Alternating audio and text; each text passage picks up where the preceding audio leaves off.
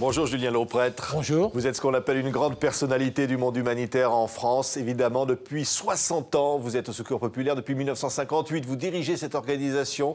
C'est 80 000 bénévoles. Ce sont des millions de repas servis. Ce sont des enfants à qui on offre des vacances. C'est finalement le combat de toute votre vie. Et ce Secours populaire va fêter ses 70 ans. Oui, effectivement, nous avons décidé toute l'année de fêter les 70 ans. Pas seulement en rendant hommage aux héros qui nous ont précédés, pas seulement pour faire des bons repas et souffler les bougies, mais aussi surtout par rapport aux difficultés de la vie que nous rencontrons, de faire en sorte que nous ayons encore plus de bénévoles, plus de personnes de bonne volonté qui s'associent, plus de donateurs, oui, plus de partenaires financiers. La grande idée du 70e anniversaire, c'est que ce soit un nouveau bond en avant du Secours populaire. Oui, alors symboliquement, il va y avoir des enfants, des milliers d'enfants. Allez, ça va être 70 000 enfants, ça tombe bien pour les 70 ans. Et puis il y aura 70 pays représentés et tout le monde va se retrouver autour de la Tour Eiffel le 19 août. Oui, c'est ça. Vous savez, au départ, on a appelé ça le pari des solidarités avec un grand point d'interrogation. Mais nous sommes en train de réussir ce pari avec le dévouement de nos bénévoles. Effectivement, vous venez de le dire, il va y avoir près de 70 000 enfants venus de toute la France avec des accompagnateurs. C'est la journée des oubliés des vacances, c'est-à-dire le gosse qui n'est pas parti le 15 août, il partira pas, d'où cette idée de la journée des oubliés.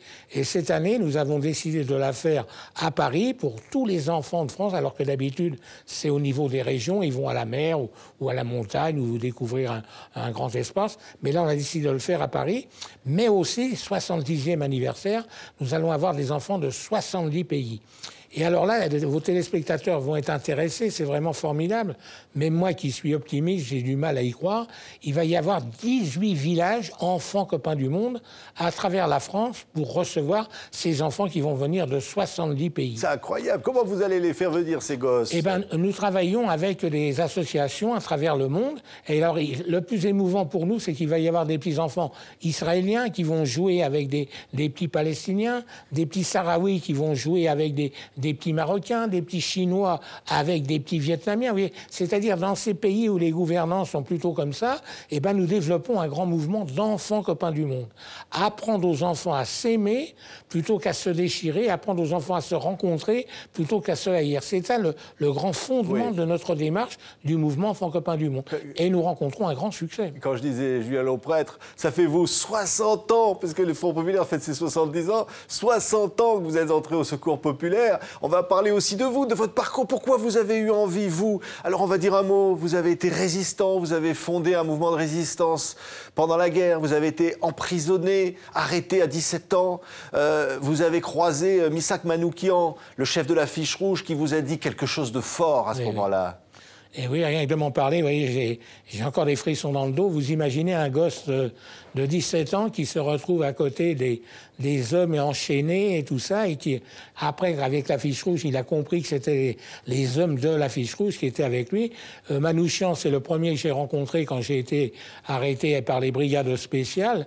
D'ailleurs, il faut quand même rappeler à vos téléspectateurs que c'est pas les Allemands, c'est pas les nazis qui ont arrêté Manouchian, son équipe, qui ont arrêté Julien Lauprêtre et ses petits résistants. C'est des flics français, des brigades spéciales qui les ont livrés à la torture, livrés aux Allemands. Ça, il faut toujours le rappeler parce qu'on a l'air de dire... Oui, non, mais il y avait la collaboration, c'était formidablement dégoûtant. Oui, c'est eux qui ont... Alors Manouchian, il me voit, il me dit « Qu'est-ce que tu as fait, toi, pour être là ?» Moi, je lui dis « J'ai rien fait, je sais pas pourquoi je suis là. On m'accuse de propagande anti-nazie, mais j'ai rien fait parce qu'on m'avait donné des consignes de toujours nier, vous voyez. Oui. Alors, vous aviez fondé un mouvement de résistance communiste. J'avais fondé un mouvement avec deux copains. D'ailleurs, pour la petite histoire, on appelait ça les Dynamic Brothers. Oui. Et quand on a arrêté, voilà, que les flics ont découvert que les Dynamic Brothers, c'était des volontaires anglais qui avaient été dans les brigades internationales. Ça n'a pas arrangé notre affaire, vous voyez. Oui. Alors, Manoukian, il vous dit quoi, Manoukian? Manouchian, il me dit, écoute, petit, tu sais, moi, je vais être fusillé. Toi, tu vas t'en sortir, il faudra continuer la lutte. C'est trop injuste, il faut que tu fasses quelque chose dans la société. Puis il y a aussi Bogzov, un des membres de la Fiche Rouge, on peut retrouver son visage sur la Fiche Rouge, qui me dit, c'était un dimanche, et je pleurais, ou j'avais les larmes aux yeux. Pour moi, c'est déchirant de me rappeler ça. Il me dit, mais qu'est-ce que tu as? Je dis, tu te rends compte, il y a mes copains, mes copines qui vont faire des courses de natation à la piscine de Rollin, et moi, je suis là. Et lui, il me regarde dans les yeux, mais tu te rends compte ce que tu me dis? moi je vais être fusillé. Toi, tes copains, tes copines, tu vas les retrouver. J'étais malheureux après. Et le souvenir, c'est toujours comme ça. Non, c'était des hommes admirables qui forçaient le respect. Vous voyez qu'il y avait une droiture. Un jour, ils amènent un repas à Manouchian, là, les flics, parce que c'était des flics français.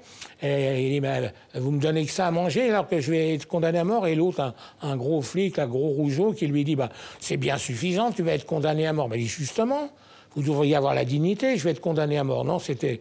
En plus, c'était un grand poète, vous savez. Dans sa dernière lettre, il écrit à sa femme pour lui dire « Je n'ai pas pu te faire un enfant, sois heureuse à Érivant, fais un enfant. » Non, c'était c'est magnifique. Vraiment des êtres... Et ce message-là, vous, Julien Lauprêtre, vous vous êtes dit « Je vais le porter toute ma vie. » Toute ma vie. Et vous allez diriger donc le Secours populaire pendant toutes ces dizaines d'années. Finalement, vous prolongez ce combat. Ah oui, oui, tout à fait, tout à fait. Et tout ce qu'on fait en ce moment, ben, c'est ce que m'a demandé Manouchian, ce que m'a demandé mon père aussi, qui a été un héroïque résistant, qui a été conseiller municipal de Paris. Il était cheminot, donc voilà, c'est des familles modestes. Oui, c'est ça, oui, oui.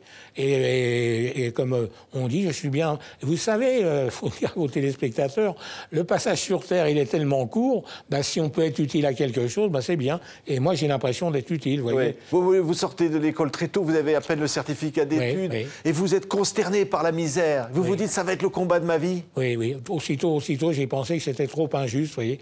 Mes premières vacances, ça a été à 14 ans. Alors, c'est tout un destin. J'étais dans une colonie qui appartenait au Secours ouvrier international, qui accueillait donc des pauvres. J'ai été inscrit là, et c'est là que j'ai connu une petite Jeannette, qui est devenue ma femme, qui vient de me quitter il y a 2 ans et qui a vécu avec moi. On était dans une colonie, vraiment, c'était des enfants de pauvres. Mais c'est là que j'ai rencontré des enfants espagnols, des enfants allemands qui fuyaient le régime fasciste dans cette colonie du Secours ouvrier international. Et ça m'a conforté dans cette volonté de faire quelque chose d'utile. Et au Secours populaire, j'ai trouvé vraiment un truc formidable. C'est pour ça que vous êtes aujourd'hui commandeur de la Légion d'honneur, entre autres, Julien Lauprêtre. En 1954, c'est le fameux hiver de l'abbé Pierre. Vous rencontrez l'abbé Pierre. Oui, oui. Et dès l'instant, bah, ça a bien... Ça a bien marché entre nous, on s'est toujours compris, on a toujours dit, vous êtes croyant, moi je suis pas croyant, mais on fait des choses ensemble et on a eu un long parcours en commun et il y a un prolongement parce qu'il y a beaucoup de vos confrères et de vos consoeurs qui m'appellent l'abbé Pierre laïque. Moi, ça me déplaît pas, vous voyez. Dans les statuts du Secours populaire, il n'y a pas le mot laïque, parce que des fois, laïque, ça paraît comme anticonfessionnel ou anticlérical. Mais on est fondamentalement laïque. Il y a des croyants, des non-croyants. On pratique au Secours populaire la grande devise de Louis Pasteur, qui disait « Je ne te demande ni tes opinions, ni ta religion, mais quelle est ta souffrance ?» Et ça, on le garde bien en nous, vous voyez. C'est-à-dire, on ne demande pas les opinions et tout ça, vous voyez. Mais Julien Lauprêtre, vous voyez cette misère aujourd'hui qui revient, la crise, la difficulté, le repli sur soi, des gens qui ont du mal à manger, des gens à la rue. Vous vous dites quoi? Le combat, c'est pour tout de suite? Oui, je me dis le combat, c'est pour tout de suite. C'est pourquoi nous avons une grande attitude au Secours populaire. Nous ne demandons pas aux gens qui viennent chez nous, et on en a aidé de 2 800 000 l'année dernière. Nous ne leur demandons pas de nous dire merci. On est très heureux, merci, vous êtes bien. Oui, d'accord. Mais vous, qu'est-ce que vous faites? Ah, moi, vous savez, mon mari, il est au chômage. Ben, il est au chômage. Mercredi, on a une distribution alimentaire. Il peut peut-être venir avec nous. Ou moi, vous savez, j'ai 3 enfants. Qu'est-ce que vous voulez que je fasse avec 3 enfants? Ben, vos 3 enfants, ils peuvent peut-être rejoindre notre mouvement Enfants Copains du Monde et écrire en ce moment à des petits du Népal qui viennent de connaître une terrible catastrophe ou être avec nous pour préparer cette grande manifestation. Vous voyez, demandez à chacun de relever la tête. Moi, j'appelle ça une nouvelle résistance. Et c'est comme ça qu'on peut faire changer les choses. Si tout le monde d'abord accuse les pauvres de tous les maux, on embauche des gens pour faire la chasse aux pauvres. Non, c'est pas ça le bon chemin. Le bon chemin, c'est que les pauvres, ils relèvent la tête, ils essayent de s'en sortir. Vous savez, des familles qu'on envoie en vacances, et en ce moment, c'est le cas. On leur dit, qu'est-ce qui vous a le plus plu pour les vacances? Ben, vous savez, moi, c'est parce qu'on faisait 3 repas par jour. Qu'est-ce que ça veut dire? Ben, ça veut dire qu'ils n'ont pas l'habitude de faire 3 repas. Ou alors cette femme qui m'a dit, vous savez, j'ai vécu dans une maison normale, il y avait une douche, il y avait à manger, tout ça. Moi, j'ai vu dans un taudis, je vais me bagarrer pour essayer de m'en sortir. Vous voyez, c'est ça le message du Secours populaire. C'est tout le contraire de l'assistance, de la charité, de l'assistanat. Non, non, relevez la tête. Ce qui est incroyable, c'est, j'allais presque dire, Julien Lauprêtre, on va avoir ces milliers d'enfants là qui vont être là le 19 août. Ça va être un beau spectacle. C'est quoi finalement votre plus belle récompense? Quand vous voyez leur sourire, c'est quoi? C'est ça, c'est les jeux des enfants. Vous voyez, c'est de voir comment ils vont être heureux. Je connais ça aussi quand ils voient la mer. Mais là, ils vont voir la Tour Eiffel, puis ils vont voir aussi c'est leur immense copain de tout. Et il va y avoir des rencontres avec des enfants des autres pays. On va avoir un stand où les enfants étrangers vont pouvoir écrire, faire des petits documents qu'ils vont nous laisser. Les enfants français, de leur côté, le matin, vont participer à des grandes chasses au trésor. Mais Julien Lauprêtre, on pourra un jour la vaincre, la misère? Ah, je ne sais pas si on pourra la battre, mais en tout cas, on peut contribuer à la faire reculer. Et on a des succès, des gens qui étaient dans la nuit, qui sont devenus maintenant des gens qui ont une vie comme devrait avoir tout le monde. Non, la grande idée, c'est ça. C'est relever la tête. Ne succombez pas à tout ce qu'on vous dit. Vous pouvez.